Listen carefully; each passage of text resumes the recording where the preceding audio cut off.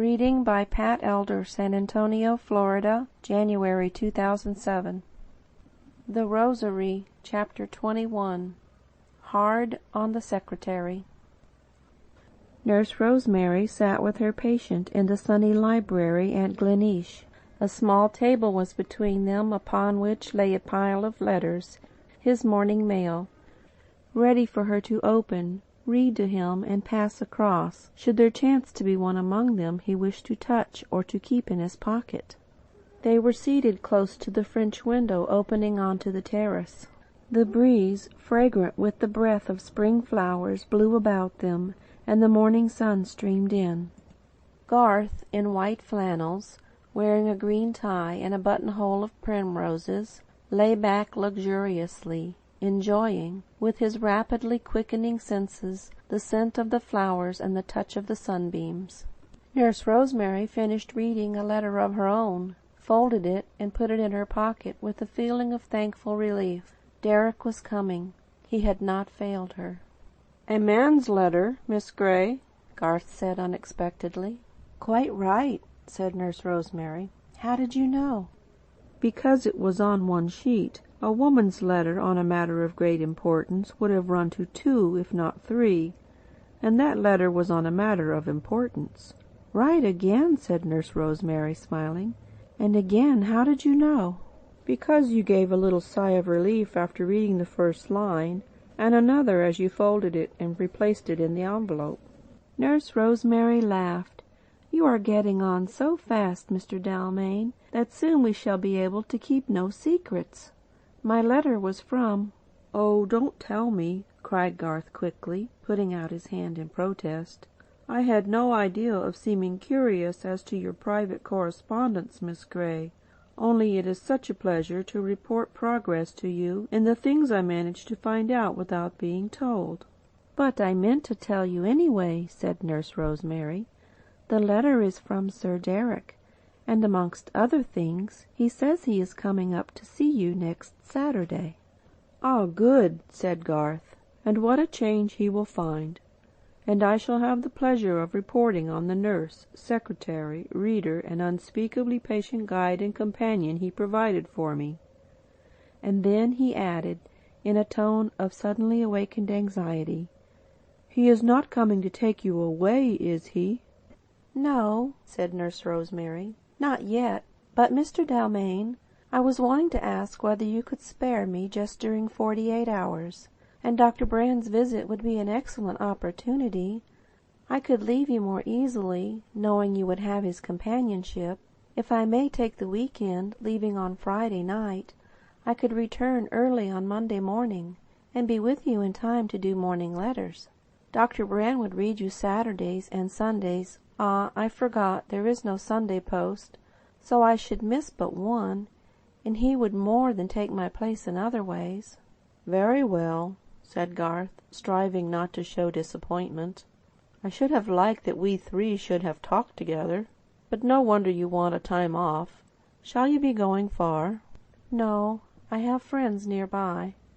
And now, do you wish to attend to your letters?" "Yes," said Garth, reaching out his hand. "Wait a minute, there is a newspaper among them. I smell the printing ink. I don't want that, but kindly give me the rest." Nurse Rosemary took out the newspaper, then pushed the pile along until it touched his hand. Garth took them. "What a lot," he said, smiling in pleasurable anticipation. "I say, Miss Gray, if you profit as you ought to do so by the reading of so many epistles written in every possible and impossible style, you ought to be able to bring out a pretty comprehensive, complete letter writer. Do you remember the condolences of Mrs. Parker Bangs? I think that was the first time that we really laughed together. Kind old soul, but she should not have mentioned blind Bartimaeus dipping 7 times in the pool of Siloam. It is always best to avoid classical allusions, especially if sacred, unless one has them accurately." "Now," Garth paused. He had been handling his letters one by one, carefully fingering each, before laying it on the table beside him. He had just come to one written on foreign paper and sealed. He broke off his sentence abruptly, held the letter silently for a moment, then passed his finger slowly over the seal. Nurse Rosemary watched him anxiously. He made no remark, but after a moment laid it down and took up the next. When he passed the pile across to her, he slipped the sealed letter beneath the rest, so that she should come to it last of all. Then the usual order of proceedings commenced. Garth lighted a cigarette, one of the first things he had learned to do for himself, and smoked contentedly, carefully placing his ashtray and almost unfailingly locating the ash in time and correctly. Nurse Rosemary took up the first letter, read the postmark, and described the writing on the envelope. Garth guessed from whom it came, and was immensely pleased if, on opening, his surmise proved correct.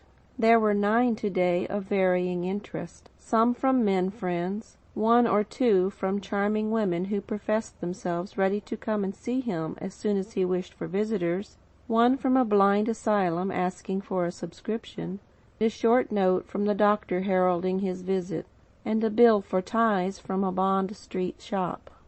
Nurse Rosemary's fingers shook as she replaced the 8th in its envelope.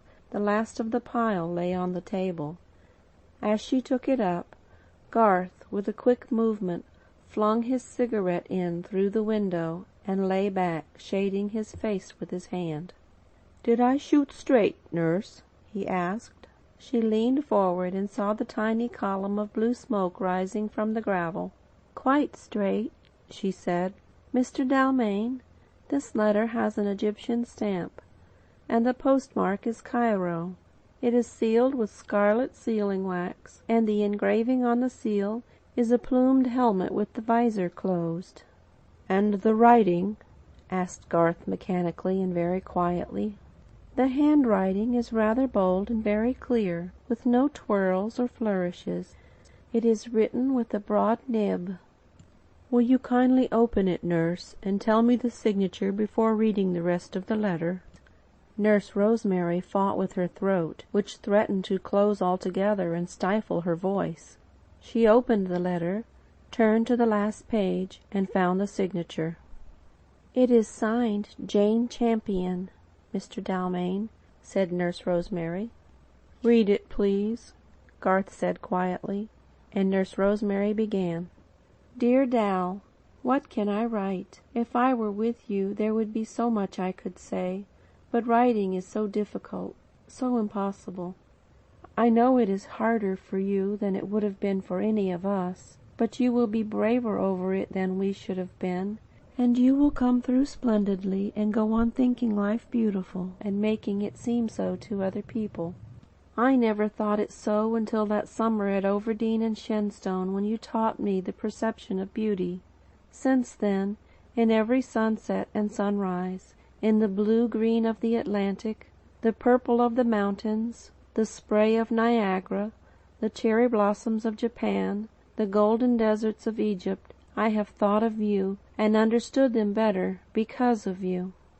Oh, Dal, I should like to come and tell you all about them, and let you see them through my eyes, and then you would widen out my narrow understanding of them, and show them again to me in greater loveliness. I hear you receive no visitors, but cannot you make just one exception and let me come? I was at the Great Pyramid when I heard. I was sitting on the piazza after dinner. The moonlight called up memories. I had just made up my mind to give up the Nile and come straight home, and write asking you to come and see me, when General Lorraine turned up with an English paper and a letter from Myra, and I heard. Would you have come, Garth? And now, my friend, as you cannot come to me, may I come to you? If you just say, 'Come,' I will come from any part of the world where I may chance to be when the message reaches me. Never mind this Egyptian address. I shall not be there when you are hearing this. Direct to me at my aunt's town house. All my letters go there and are forwarded unopened. Let me come, and oh, do believe that I know something of how hard it is for you, but God can enable. Believe me to be yours more than I can write, Jane Champion. Garth removed the hand which had been shielding his face. "If you are not tired, Miss Gray, after reading so many letters, I should like to dictate my answer to that one immediately, while it is fresh in my mind. Have you paper there? Thank you. May we begin? Dear Miss Champion, I am deeply touched by your kind letter of sympathy. It was especially good of you to write to me from so far away amid so much which might have well diverted your attention from friends at home." A long pause. Nurse Rosemary Gray waited, pen in hand, and hoped the beating of her heart was only in her ears and not audible across the small table. "I am glad you did not give up the Nile trip, but—" An early bee hummed in from the hyacinths and buzzed against the pane. Otherwise the room was very still. "But of course, if you had sent for me, I should have come." The bee fought the window angrily, up and down, for several minutes, then found the open glass and whirled out into the sunshine joyfully. Absolute silence in the room until Garth's quiet voice broke in as he went on dictating. "It is more than kind of you to suggest coming to see me, but—" Nurse Rosemary dropped her pen. "Oh, Mr. Dalmain," she said, "let her come." Garth turned upon her a face of blank surprise. "I do not wish it," he said in a tone of absolute finality. "But think how hard it must be for anyone to want so much to be near a friend in trouble, and to be kept away." "It is only her wonderful kindness of heart makes her offer to come, Miss Gray. She is a friend and comrade of long ago. It would greatly sadden her to see me thus." "It does not seem so to her," pleaded Nurse Rosemary. "Ah, cannot you read between the lines? Or does it take a woman's heart to understand a woman's letter? Did I read it badly? May I read it over again?" A look of real annoyance gathered on Garth's face. He spoke with quiet sternness, a frown bending his straight black brows. "You read it quite well," he said, "but you do not do well to discuss it. I must feel able to dictate my letters to my secretary without having to explain them." "I beg your pardon, sir," said Nurse Rosemary humbly. "I was wrong." Garth stretched his hand across the table and left it there a moment, though no responsive hand was placed within it. "Never mind," he said with his winning smile, "my kind little mentor and guide. You can direct me in most things, but not in this. Now let us conclude. Where were we? To suggest coming to see me. Did you put 'it is most kind,' or 'it is more than kind'?" "More than kind," said Nurse Rosemary brokenly. "Right, for it is indeed more than kind. Only she and I can possibly know how much more. Now let us go on. But I am receiving no visitors, and do not desire any until I have so mastered my new circumstances that the handicap connected with them shall neither be painful nor very noticeable to other people. During the summer I shall be learning step by step to live this new life in complete seclusion at Gleneesh. I feel sure my friends will respect my wish in this matter. I have with me one who most perfectly and patiently is helping—" "Ah, wait," cried Garth suddenly. "I will not say that. She might misunderstand. Had you begun to write it? No? What was the last word? Matter? Ah, yes, that is right.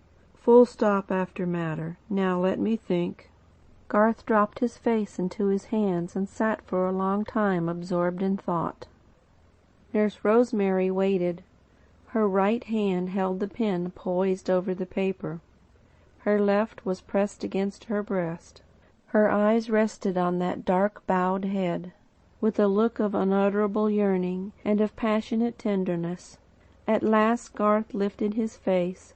"Yours very sincerely, Garth Dalmain," he said, and silently Nurse Rosemary wrote it. End of Chapter 21. The Rosary by Florence L. Barclay. This recording is in the public domain.